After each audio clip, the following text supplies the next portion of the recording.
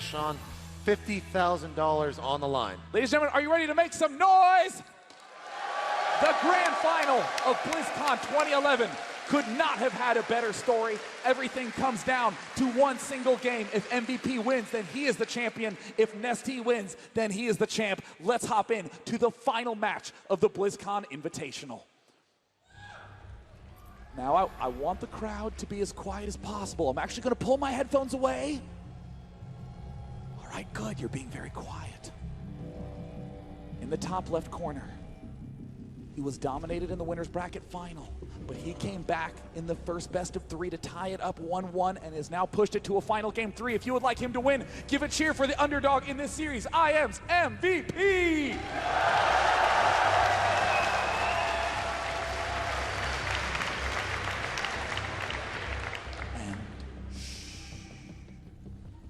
And over here, the player who was in the winner's bracket final defeating MVP came up in this match, lost the first set. Can he actually pull it back here and defeat his friend? It is nestea.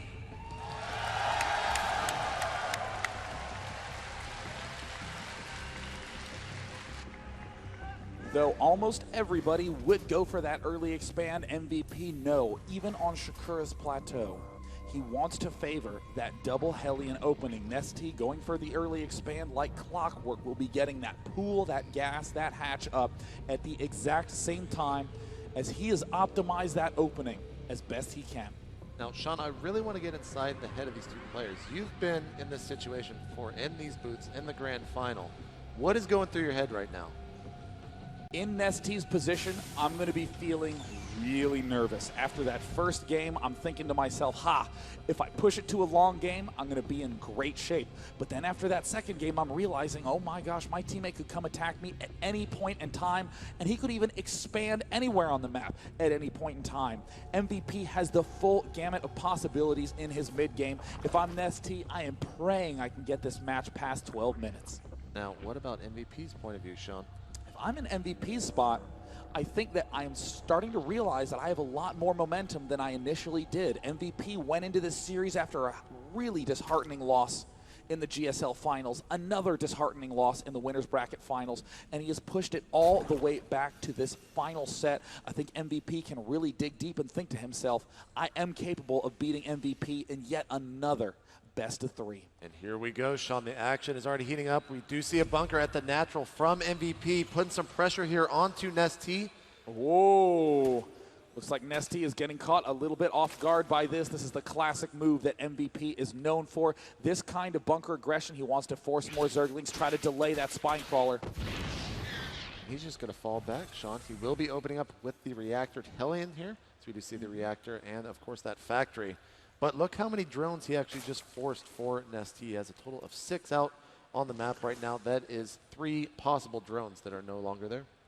An MVP brilliantly building up to 4 Marines. That means with proper control, he will be able to pick off all of these Zerglings, and that's exactly what he's going to do. Picking off the first front lines.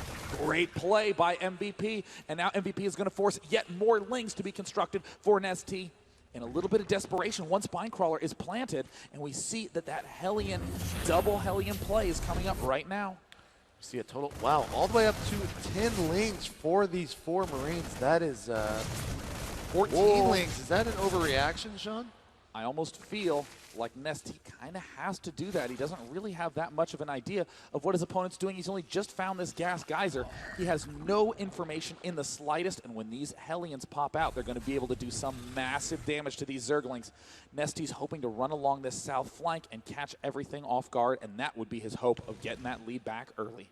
Command Center for MVP almost finished. He will be taking his expansion pretty soon. We see that Rax finishing the tech lab. We also have a couple of Hellions popping out here. Some lings, though, for nestea are being very sneaky here, Sean. We see ling speed finished. And is he going to move in? It looks like he's moving in, but with the mistiming, the Hellions just now getting to the front of the ramp. They will be able to clean up all the Marines, but we see those 2 supply depots lifted immediately, and nestea is guaranteed to lose all these Zerglings now. Really got to try to get us around, but I'm not sure if MVP is going to allow it. Here comes the 2 more Hellions. A lot of the lings dying there. And that attack has been foiled from nestea. And look at this, the triple command center play from MVP. He is going for the long-term macro game again. Impossible to predict anything out of MVP's play, doing a huge variety of styles. And that is a very, very quick lair coming out of nestea right now. Still on 2 base. He has not that much gas stockpile, but we do see the 2nd and 3rd and 4th extractor finished there. So we'll be, of course, moving the drones over. But this is looking kind of similar to the last game right now. He does have these 6 Hellions right now outside the ramp, but it's going to be very hard for him to push in. MVP again, he's hardly even looking for an opportunity to attack. He is looking for an opportunity to slowly stockpile a lot of tanks, a lot of Marines at the front. He's just now getting stim. He'll be building a bunker. He'll be getting an engineering base shortly for those upgrades. And MVP is playing for the long-term, gigantic mid-game push. And how will nestea answer? Will he go for that usual Spire? It looks like he's gearing up to do so. We'll be waiting for that Spire to go down. The Baneling Nest about to finish. We still don't have that macro hatch. There it is, actually going down right now at the natural. Now that I talk about it, we see the +1 melee attacks upgrade started. And MVP's trying to get in here to the natural. That one queen is very low. Oh, 9 HP. Does not lose it, but it is very, very low. And of course, because it's nestea, that queen still had way more hit points than it had energy. Because nestea literally never misses a larva inject, and this is quite an uncharacteristic move from nestea. Getting an Overseer to just try to figure out what the heck MVP is doing, that is a real sign that nestea is feeling quite rattled at this point in time. Spire about halfway complete for nestea, but he's still trapped here on these 2 bases simply because there's 6 Hellions outside. We see one lane come out just to check to see if they're still there, and of course they do take it out very easily. This one command center is going to skyrocket the economy for MVP. If we actually come look at the worker count, nestea has hardly been able to maintain much of a lead. He has 45 workers to 44. Almost always you will have far more workers in the Zerg camp than in any of the opposing teams. So we do see the siege tanks getting all the upgrades. Stim just now finishing up. Combat shield will follow shortly. Must make certain he doesn't take too much damage from any Mutalisks. Really wondering right now when nestea is going to push out. He has 5 Mutalisks in production. The +1 melee upgrade should be finishing here. The Spine Crawler going down on the low ground. And will it be able to, it looks like it will burrow, but it's going to be very low HP. Wow, it looks like MVP might just sit here and wail away on the Spine Crawler, but no, instead opting to take no damage. And now there's the time for MVP to have to deal with this runaround tactic by MVP. More barracks are going up, siege tanks are up, but there are no bunkers at the front. Ooh, MVP getting a little bit risky here. A single missile turret going up in the back in production. We see only 1 missile turret is incoming. And here come the Mutalisks, and oh, MVP might be caught a little bit off guard. If nestea moves in, he would be able to deny that turret, and here he goes. Will he get in time? No! Oh, it finishes. nestea has to fall back. That is too little mutas to really deal with that at that point in time, so he will use those to go clean up these Hellions outside of his base. nestea is not down and out, but MVP is looking to slowly be in an increasingly dominating position. Now the Hellions are finally getting pushed back, but look at this great move by MVP, popping down here to the 3rd base, but nestea's a little bit too good for that. Cleans that Hellion up with ease. And when will MVP push out? I mean, I can tell you when your average player would move out, but MVP is anything but that. Ordinarily, players would start moving forward. He just, because he could, you know? Yeah, I mean, that's smart play, man. Use everything that you possibly can. Here come the mutas. They are going to get in, but not going to be able to do much because the missile turret and those Marines with +1 upgrades will chase them off. Now, nestea actually really hasn't done too much with those mutas, and he really needs to start trying to do some more because if his opponent gets too far ahead right now economically, we see him actually taking the 3rd and 4th. Even he's a little bit worried about it, Sean. And this is what makes nestea such a difficult player in the late game. Look at how early he's planting these geysers down so that way he can begin getting that gas income as quickly as he can. JP, this is the last match. Both players are at match points. Whoever wins this will be the champion and get $50,000. Whoever loses will get $25,000 second place prize and not a single more chance to do any better. And both players are playing very, very kind of passively right now, being very careful as we see nestea has he found an entry point. Looks like a couple of Mutalisks getting caught off guard. He loses 1 for free.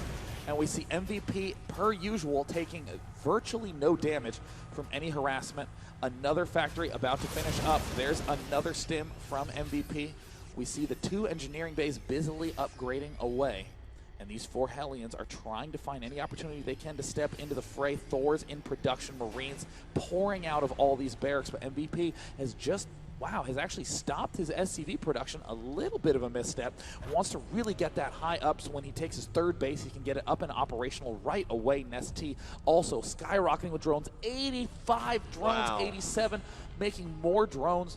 Will likely turn those to spine crawlers eventually. And this is where I start getting a little bit nervous right now for MVP. He's still on 2 base. nestea has taken the map. You see him slowly start to move out. Uh-oh. Big stim there on the low ground, but nestea sends the mutas up to the high ground. Does take out that tank.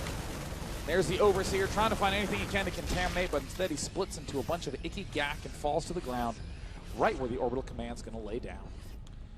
Now, where is MVP going to fall out? We do see some Hellions here into the 3rd base. They aren't blue flame, though, so they're going to have to connect a little bit more. And it looks like, oh, he's lined him up. Oh, he gets a big shot. If he can do one more, no. He does not get it. Almost nothing killed there by MVP. Look at 4 workers total. Yeah. What? That's nestea, man. That's all you got to say, I guess. MVP walling off the bottom with command centers. Lol. He'll probably be morphing these into orbital commands because, as we see again, he's fairly low on that SCV count, and he will rapidly expand his supply up with just infantry, tanks, Thors.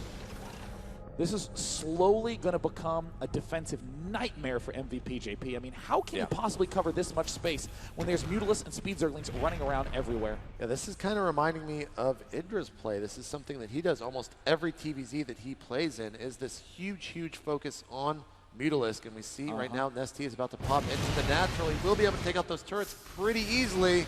Then he's going to start on those SCVs. And it looks like no SCVs killed off there. There the first one is, and we're starting to see great volleys by nestea.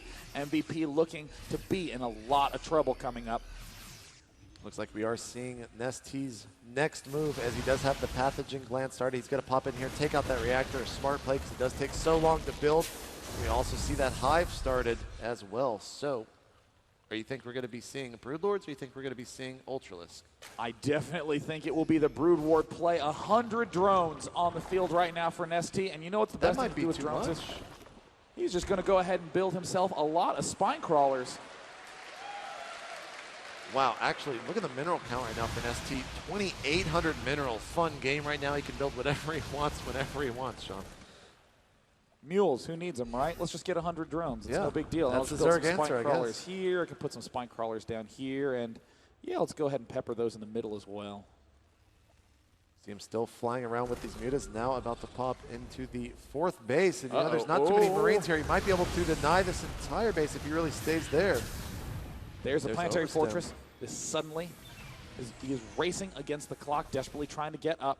This planetary fortress, we see the Zerglings now swinging around to that bottom side. We see the Thor in a pretty good position. The Mutalisk now walking through the middle. The Thor is vulnerable. And here comes the push from nestea. He's trying to pick off everything that he can. This planetary fortress is nearing completion, and both players, I mean, come to the units lost tab. There's actually not that much that has been lost despite all these engagements from both players. But the one thing I'm really worried about is that if we come to the natural expansion, the Greater Spire is halfway done. Now, you might be wondering why those lings were kind of thrown away in that last engagement. At this point in the game, lings are basically free. I mean, when you have 4,000 minerals in the bank, he just took out so many of those supply depots there, but he's going to be chased off. You can make lings basically whenever you want, Sean. And I mean, with the amount of Brood Lords that nestea no doubt wants to produce, he is freeing up the supply, getting ready to hop into action. Look at this, MVP constantly losing his reactor on that 1 starport, unable to get his Viking count too high. And I'm pretty sure I know what nestea wants to do with these corruptors. I'm pretty sure. I think I'll figure out maybe 2-1. Okay, we have one of these. Okay, let's see what he does. Well, let's go ahead and expand, but let's see what he does. There we go. There we go. There it is. I had a feeling, JP. Yeah. But now, if there's anything MVP can deal with, Sean, it's Broodlords, because he is one of the first players to really start with the Ghost play. We already see some Ghost in production. Ghosts do so well against Broodlords. Now, despite this passivity from MVP, he has scanned the main. He knows that the Hive is up. He knows where the Mutalisks are. They're at the far back side of the map, so suddenly MVP is going to spring into action with some incredible drop play. What can the Broodlords do? They are stuck in the middle. They are slow. The Mutalisk caught at the wrong side of the map. MVP is going to start clawing his way back into this match. Like he's going to be taking on that extractor. Will he lose any more drones to this? The Mutas are trying to make their way across map. Here come the Banelings rolling in, Sean.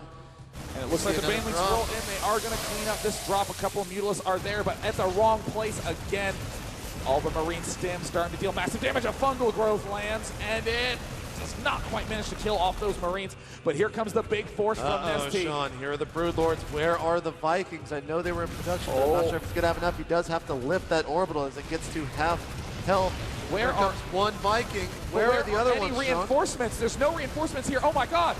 Oh my God, nestea is going to lose all his Broodlords for almost nothing. Here comes 3 Mutas. Here comes the rest of the Mutas. Now nestea will join forces, but he still has some Infestors as well as some Banelings cross map. He's going to deny this orbital command as it does fall. Nice move there by nestea. Another drop incoming from MVP. Banelings ready to jump into action. Oh, if he killed off the pool, that would be huge. 8,000 minerals in the bank. And it looks like the pool is he gonna get it? Oh, he does not get it. And now we see him in the main base with the Broodlords, with the Mutas. There are a lot of ghosts out, but is it gonna be enough, Sean? Oh, the Mutalisk count. You're hearing the snipes go down. The ghost stepping into action. See you later, Broodlords. Down MVP, to 4. MVP breaking through the Broodlord count. He's picking off the ones in the back, and he cuts them down. He gets all of them. nestea up to 7,000 minerals right now. We see 80 Zerglings in production, but I talked about those ghosts from MVP, Sean, and he just put on a display with them. I almost want to, talk to MVP and be like, so what do you do about Broodlords? And he's like, what do you mean? That is the nestea that I love, Sean. 46 Banelings in production. JP, I'm trying to find it. I don't want to spoil it, but I am trying to find it. Where on earth is it? There is a Nidus network building somewhere on this map. I cannot find it for the life of me. Where on earth is it going down? That could be a huge momentum swing. Seriously, where the hell is it? There it is. I found it. The Nidus network. Yay, let's high five, Sean. Yeah, woo! Oh my gosh, I actually really hated Where's Waldo as a kid too. Yeah, man, that book was hard. That book was impossible. That's the first time I ever had nerd rage. I was like, this is rigged. Sean, he's loading everything into this Nidus network. The Banelings are having to form a line. It's like he's at BlizzCon waiting to play Starcraft II. And he denies it. And where will he head next? Now we really have to play Where's Waldo to find out where the next one is, man. All right, well, it looks like the bottom hatch is being taken. An absolutely perfect final match for this BlizzCon tournament. More drop action coming up. 3 hit points left. Can he take it down? And no! Oh, he gets it with those infested Terrans. There is a single Broodlord chipping away at this missile turret. I got it, guys. Don't worry. It's going to continue to advance forward, but there's the opportunity for another Nidus network to make its play. Here is the Nidus. But it will be seen. Look how many ghosts. If you go to the end tab, he's already up to 13. And 13 Ghost MVP is going to try to remax with a Ghost-only army. We see him getting the Terran building armor because, well, why not? Yeah, why not? Man? Maxed, nothing else to spend his money on. And interestingly, MVP's play now is to deny this bottom expansion and this north expansion and try to force uneven trades for his opponent. Looks like the Nidus network is unloading, so we'll come back to that in about an hour because of how many Banelings were in there, Sean. They just keep rolling and rolling, man. I'm just going to leave the screen here for a little bit. How many, you think 5 seconds? It's done. It's done. Okay. Wow. That's a lot of stuff, Sean, and it looks like he's actually got a plan with this. He's going straight for these destructible rocks. Yeah, Nidus is actually a very famous clown card that the network was named after. I guess so. nestea now in the center of the map. Is he going to actually fight this head on? There is a planetary fortress. nestea absolutely cannot engage that profitably. And nestea has just broken the 10,000 mineral mark for a second there. Oh. Oh, that feels so good just to see. Oh, my. Okay, I'm going 48 with 64 more. He's passing the 100 mark, man. This is what I was talking about. That's nestea. Thor up on the high ground. 112 banelings. 3-3 upgrades, too. That is so... That's just... that's a lot of banelings, man. I'm sorry. Spine crawler push heading through the center. More orbital commands will be constructed by MVP. He still has just 54 workers. And this is what happens when you have not that many workers. Look at that army supply tab. Wow. 50 more food in terms of pure units for MVP. And honestly, I think nestea really needs to start just throwing away some of his workers. Here's MVP going for another drop. Looks like he's going to move all 100 and whatever banelings he has to take it out. Oh, and it connects. You can throw them away when you have that many, Sean. I mean, MVP continuing to build orbital commands in the middle. Here's that same lonely broodlord in the middle of the map, but he has found a Thor up on the high ground. Oh, no, he's going to lose. Oh, no, gigantic blunder from MVP. And it looks like, a little bit of glitching on that one medevac, and MVP's Marines still so strong, able to rip apart all of those units with ease. Marines, man, they're pretty good. Broodlord falls in the center, but here comes nestea moving forward. Unable to get the kill. He's going to lob a couple of Vegetarians. Marines, no thank you. Sean, there's 4 Ultralists building right now for nestea. Oh, Jenny. Is it going to repair? Oh, and he does get the repair. Does get the repair down. Nice. Now this is going to be a he manages to nab the Viking, gets him again. And he'll be able to pick those off one at a time or kill one and then he's going to die one at a time.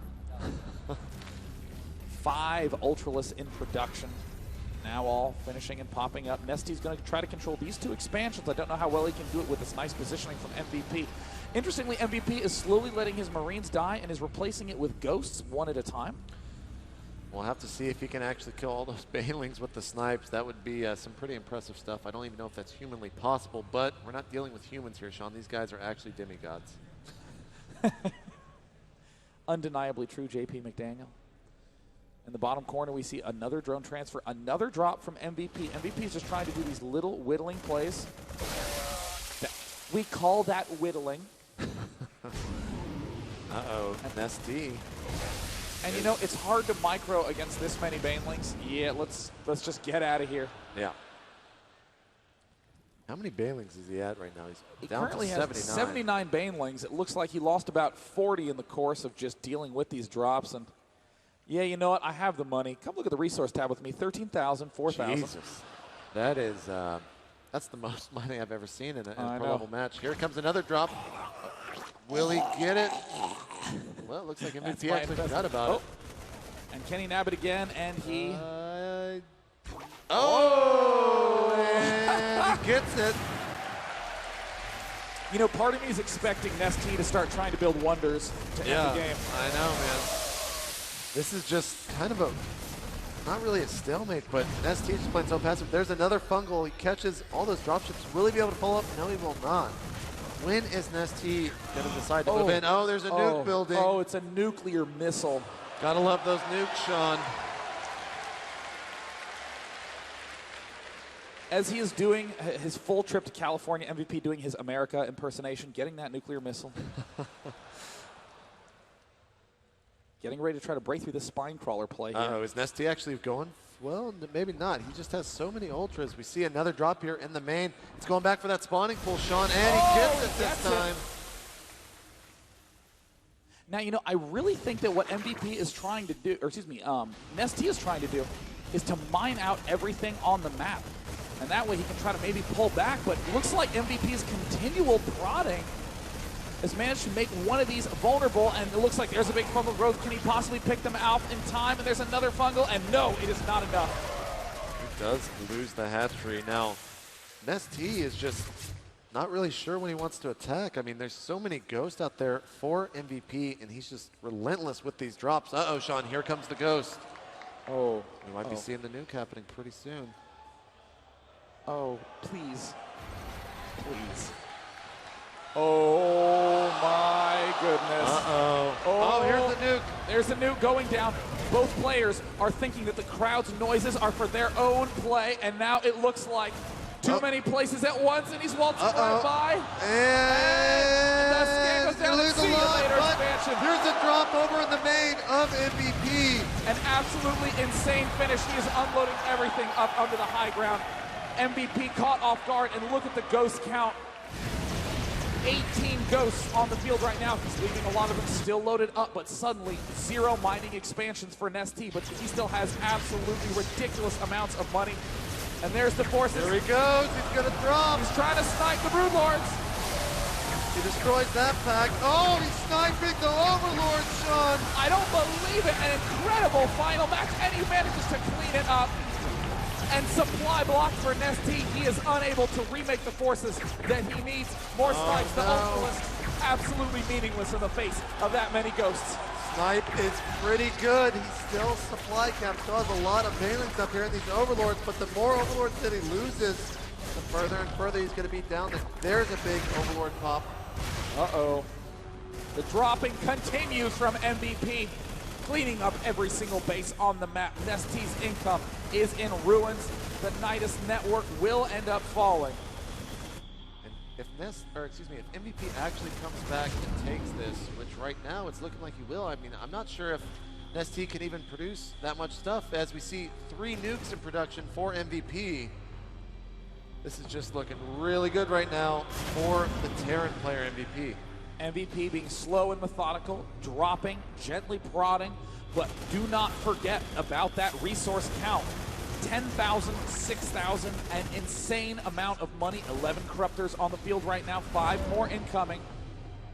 Oh, the corruptors will be able to clean up this drop, but that's also a big clue to nestea as to what's to come. 14 corruptors. Oh, this is actually going to turn out to be a nail-bitingly close finish as well. We see there's 18 ghosts on the field. Uh-oh, Sean. 3 nukes are finished. One of them closed immediately and is moving out. You can look at its path. It's going to go for the expansion of nestea. And that is one of his 5 remaining hatcheries. So if he loses that, I mean, he's not going to be able to really produce that many units. But nestea going for another drop. Uh-oh. It's going off. Where is it? Sean, right here. There's the nuke on that bottom expansion. The drop looks like it will not be repelled, taking a lot of damage. And at that expansion, looks like the nuke successfully lands again. Another nuke targeting and does successfully land as well. Wow. MVP is looking so good in this match right now. I can burrow. I can detect. I just need a burrow. I just need a few more seconds to detect. There he is. Oh, no. And he's just going to go back and finish the job there on that hatch. Not He enough. doesn't get it. Poor Sport Crawler. I did my best. And now MVP continuing to clean up that south position. The map ringed with all of those sensor towers. Supply blocked yet again. What the? Whoa, 18 Broodlords popping there, all the way up to 20. Well, you're going to have a lot of snipes to deal with that, Sean. No. We see 14. That is the most Broodlords I've ever seen in a single game, Sean. Oh, he's trying to stop just outside of the scan. Oh, if MVP nukes that. 3 nukes. If MVP nukes that. It looks like he's heading straight front and middle. It looks like he's going to try to pick off that again. 3 nukes in 3 locations.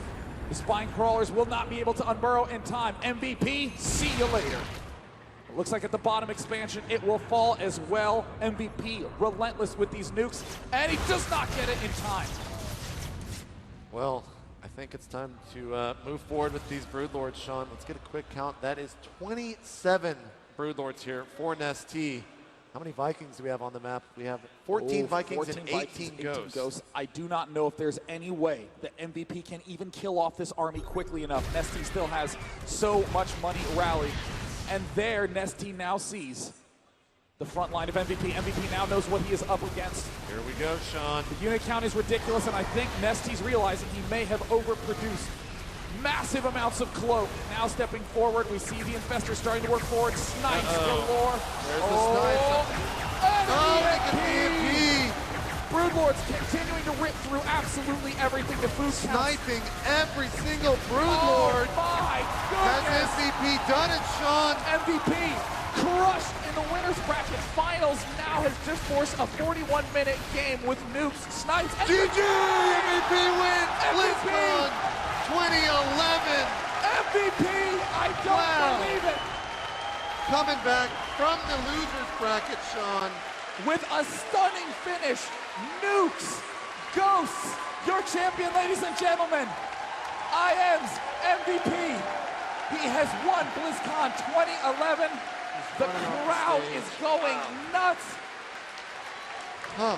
A phenomenal final game, 43 minutes long. Looks like we're trying to follow him here in the back.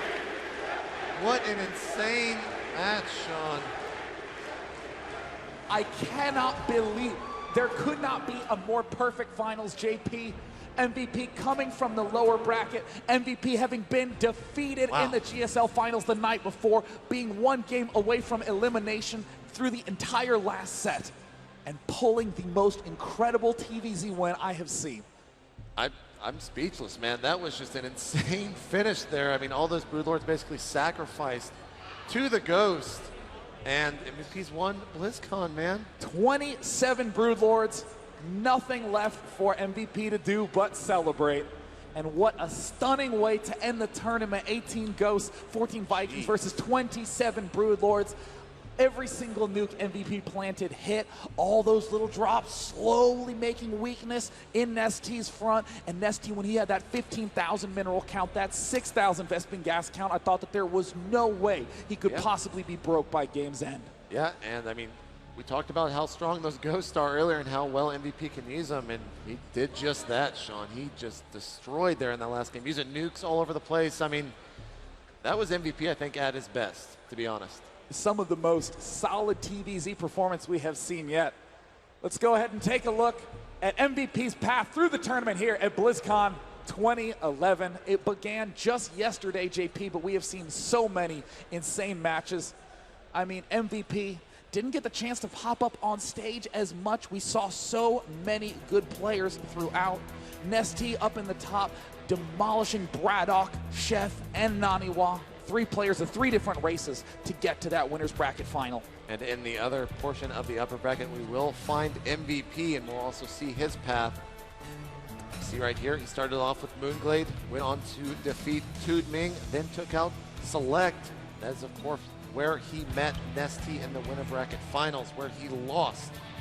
In that lower bracket, we got to see all sorts of turmoil throughout the BlizzCon tournament. We saw Terran getting eliminated first round. That's we saw a pretty big upset, actually. Yeah, Loner, who got second place at last BlizzCon, eliminated first round. Big names like Rhett falling in round 2, and unknown players like Killer getting very far in the tournament. And also Damaga up here. He actually took out Braddock, but then he went up and played against Tudming, defeated him as well. And then the big match, Damaga versus Naniwa, where Naniwa was able to take him out. On the other portion of the bracket, we had Select going up against Sen. That was an awesome match. An incredible TVZ. Those 2 players, Naniwa and Sen, met in one of the lower bracket final matches. Though Sen came out on top and all the final 6 matches were incredible, MVP absolutely dominated Sen in that lower bracket match. And that grand final went on to demonstrate why these 2 players are the 2 best in the world, going all the way to the final set, to the 45-minute mark, winning by the skin of his teeth, but winning nonetheless. Yeah, MVP coming back and winning BlizzCon 2011. It does not get better than this, Sean, in a final situation. I mean, seriously. Did you guys enjoy that final match? So I believe we'll be bringing the winners on in just a couple of minutes, Sean, for the awards ceremony. But I got to ask, did you have fun at BlizzCon? Are you kidding me? That was kick-ass, JP. It was, man. It's been a long time dream of mine to be up here and be at BlizzCon 2011. So from the bottom of my heart, guys, thank you so much for allowing me to do this. I know both me and Sean really want to say that. It's been an awesome experience. Every one of you actually make this possible. It's not us. It's the community that makes esports happen. Give yourself a round of applause, ladies and gentlemen, for being the most passionate, mannered, funny, nice, and awesome community that there is. Wow, so that means that MVP now wins that $50,000 first place prize. Nestea wins the $25,000 second place prize. MVP, though, again, he did suffer that 1-4 loss against MMA last night in the GSL finals. He now gets to walk away feeling like a champion, knowing that he performed brilliantly under such immense pressure on the live stage. All right, Sean. Well, that'll do it for us right now. We do have to get ready for the award ceremony, which will be happening right here on the RTS stage. Sean, it's been a pleasure, man. It's been a pleasure, JP. I'm Day 9 from the bottom of my heart. Thank you all so much for coming out. See you guys. We're going to get ready for the award ceremony. Yeah, okay, guys. I can thank you in just a moment. We're getting ready for the award ceremony up on the main stage.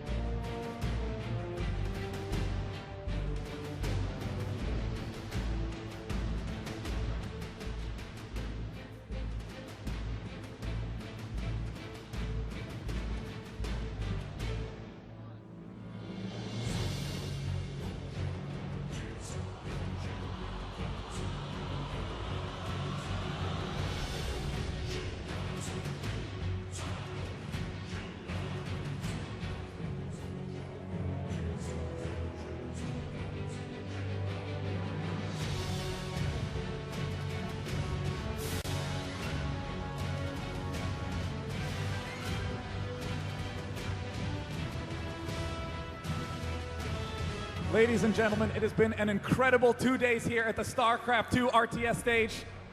My name is Day 9. This is JP McDaniel, my beautiful and awesome co-caster. Big round of applause for him yet again. Also, give a round of applause, guys, for Day 9 here all weekend long, bringing you guys the matches. It's been a lot of fun, Sean. Much hearts to you all. And now it's time to bring up the top 3 players at BlizzCon. In third place, being brought to the stage by Dustin Browder, $10,000 goes to him. It is, from Taiwan, Sen.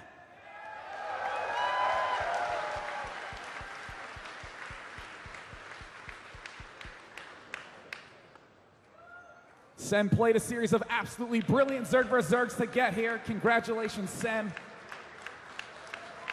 Give him a round of applause, ladies and gentlemen. Sen, one of the most consistent RTS players of all time, showing why he is one of the best.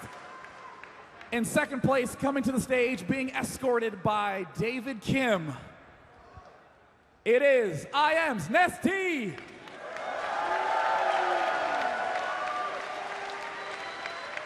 Showing nearly unstoppable late game play start to finish, deserving of his 3 GSL Code S titles. And of course, ladies and gentlemen, your first place winner, the champion of BlizzCon 2011, earning himself $50,000 and tens of thousands of fans out in the audience tonight. Being brought up by Ilya Botelli, the head of Blizzard Esports, it is IM's MVP! A comeback everyone thought not possible. Brought to you live, ladies and gentlemen. Give him another huge round of applause. He's won against all odds in the late game with that incredible Ghost Viking play. And of course, from everyone here at the RTS stage, thanks to you for coming out. That's a wrap for our show tonight. Give yourselves a round of applause. This has been BlizzCon, StarCraft II Invitational 2011. And now we present them with their big checks. Thanks so much, ladies and gentlemen. Good night, and enjoy Heart of the Swarm.